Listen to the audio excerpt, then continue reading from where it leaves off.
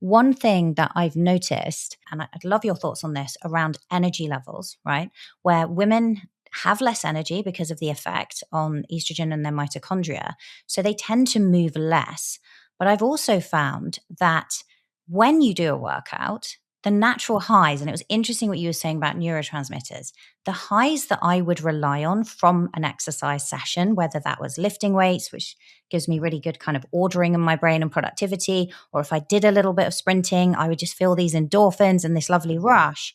Those highs don't come anymore with the same degree. And how much of that do you think is going back to the health of our gut?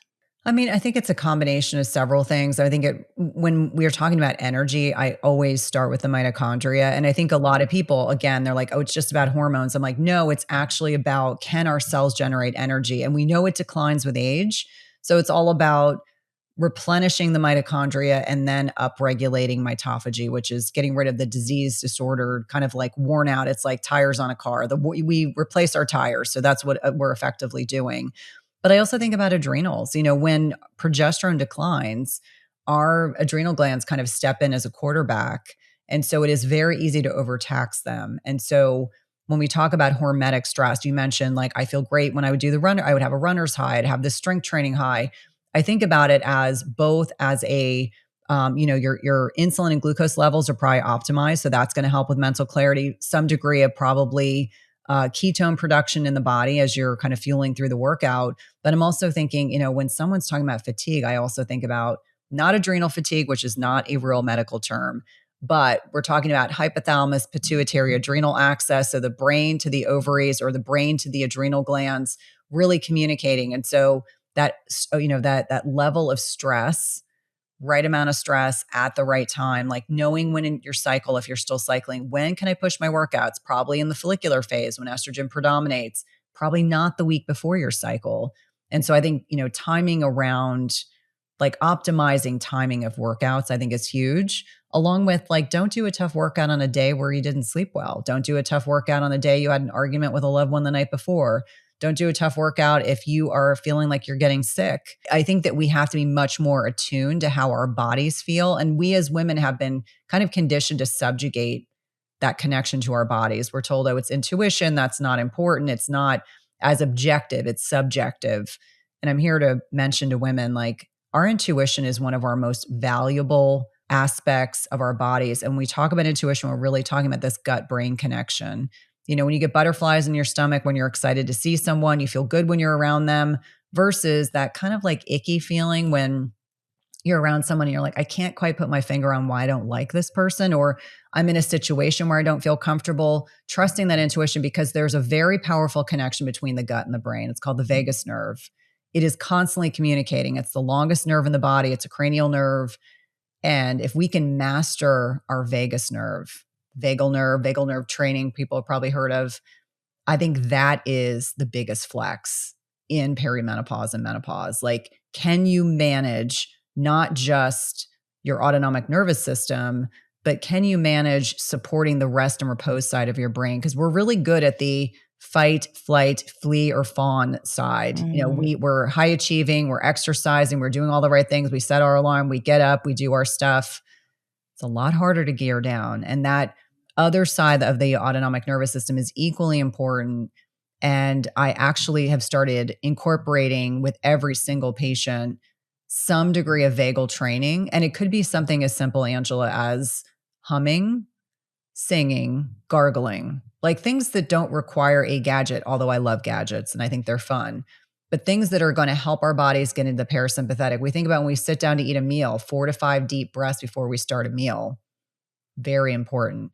If we are in the sympathetic, I'll just give you an example. If we are in the sympathetic, like most of us are eating in our car, we're eating while we're standing cooking for our kids, we're yelling at our spouse, we're not in a parasympathetic, we cannot properly digest, assimilate, absorb, or detoxify. And when I use the word detoxify, I think people think of something you buy as a kit. And I'm like, that's different. Our bodies are designed to detoxify. And one really big aspect of detoxification that's relevant to the gut and our conversation is the liver is the main site of detoxification in our bodies. And it's intricately involved in breaking down hormones, which are hopefully recycled and packaged up, and then we poop them out. There's something called the estrobolome. And I remind women that if you're chronically stressed, not only will you not be able to break down, assimilate, absorb your nutrients, but you're not going to be able to break down estrogen, and it will probably get recirculated. The health of the estrobolome and the health of our gut is intricately interwoven with mental health and stress management.